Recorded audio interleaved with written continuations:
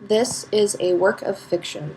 Names, characters, businesses, places, events, locations, and incidences are either the products of the author's imagination or used in a fictitious manner. Any resemblance to actual persons, living or dead, or actual events is purely coincidental.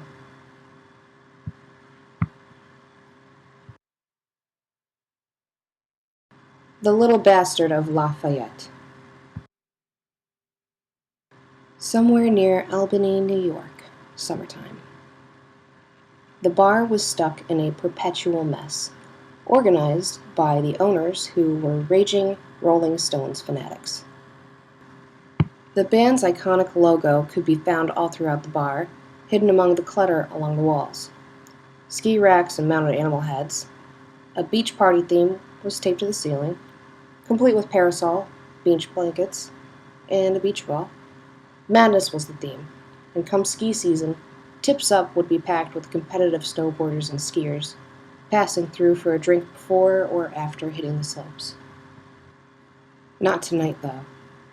Not tonight, this week, this month. Not anytime soon. It's summertime, which means off-season. It's a wonder the bar was even open, considering how much business dwindled during the summer.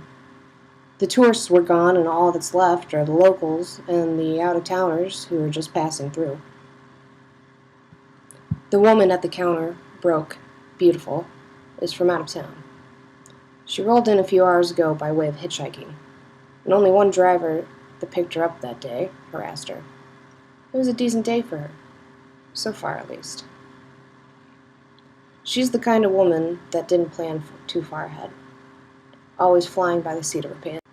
It would be a good idea to look for a hotel around this time of the evening, but a handsome stranger walked in a little while ago, and he looks entirely strange, foreign, exotic. It's not every day you see a man walking around with ram horns. Now, this little lady, with her ripped jeans and faded Leonard Skinner band tee, this rough-around-the-edges girl with black, boy-short, pixie-cut hair and milky skin, this woman with questionable tattoos and intentions, was prone to doing mischievous and often dangerous things. A curious creature of the underground that could not resist temptation. So, when this handsome horned man walked in, a metal briefcase handcuffed to his wrist, appeared in her life, well, she couldn't help herself. It's always awkward inviting strangers into conversations.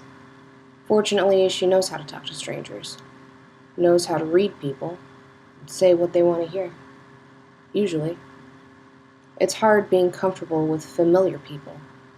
She always finds herself shoving her foot in her mouth with familiar faces and friends. With practiced, perfect ease, she picked up her beer bottle and held her breath, fueled by excitement. The audacity of a woman approaching a man, a stranger, for any reason. The sheer balls it takes to do something like this in a society like the one they live in now. Who is she to defy the nuance of society and social interactions? Nice rack. It was the first thing that came to mind, and she couldn't control herself. The two exchanged tense eye contact, and he, with thick brow raised, broke his deadpan with a wide grin. The butterflies scattered in her stomach, wild and intense. Thanks. The second oddity about him became too obvious. A flick of a floppy ear made her eyes widen briefly, and suddenly butterflies burned into fireflies. Are they real? A playful look of scrutiny came over her, suspicious that he wasn't real, that this man was a fairy tale. He nods, and tentatively she reached up, but respected his boundaries. May I? His skin is almost olive-like, but slowly flaring to a warmer color from ear to floppy ear. He nods again. The small hand takes a trip to the rigid bend of the singular ram horn, and the texture was like that of any other horn. Something she should have expected, but it's still a thrilling discovery. He continued to stare, watch her as she appraised the unusual appendage. "I'm Alexei, by the way." He spared her the pain of asking his name, so she rewarded him. Suddenly, she pushes a $10 bill forward on the counter. "Hey," she calls for the bartender. "Get him another." A bottle opener pops off cap somewhere behind the counter, and the two exchange glances once again.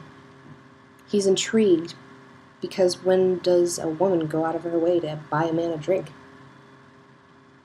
"Elliot," she finally says, after a bit of thinking, considering, yeah, Alexei. That's kind of a weird name, isn't it? "Yeah, what can I say? I'm weird." "You don't say." Elliot grins, obviously too amused. This feels criminal. This should be illegal. Passively, her eyes dart down towards that briefcase handcuffed to his wrist. "I like weird." Elliot's eyes dart back up, and the man is able to catch a glimpse of mischief in her rich hazel eyes. Just like that, he caught whatever contagious aura she projected, and his moderately alert ears drooped. "You know, I'm kind of weird too," she confesses, but he doesn't seem to believe her.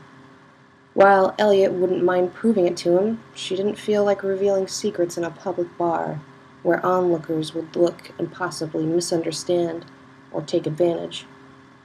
As thoughtless as she could be, Ellie wasn't too inclined to show all of her cards. It's natural to be curious, or so she rationalizes before bringing up the second most obvious thing about him. "Fancy briefcase," she pointedly mentions, looking towards the case which rests on the opposite side. He shrugs. "I guess." The conversation was ended there, and she didn't press for more despite her annoying tendency to be nosy. So instead of letting silence linger, she orders another drink for herself and gets comfortable. "Here's a crazy idea," she finally broke, not willing to wait for him to talk to fill the silence. "You're weird. I'm weird. There's no getting around that. Would it be weird if maybe, possibly, perhaps, we ditched this place?" With this prompt, his eyes lifted from the label of the bottle and shot towards her. Ellie held it, looking entirely shameless. It's transparent what she's proposing, and he seems to be taking it in, thinking carefully. Either that, or he couldn't possibly believe his luck. Or maybe more. Or maybe more like he couldn't believe her boldness. Less than 10 minutes had passed and they left in his truck. She took her duffel bag of belongings with her, of which she didn't try to explain to him. She invaded the CD album collection, inserted something roughly considered classic rock by today's standards, and when they got to his motel room, they barely managed to behave.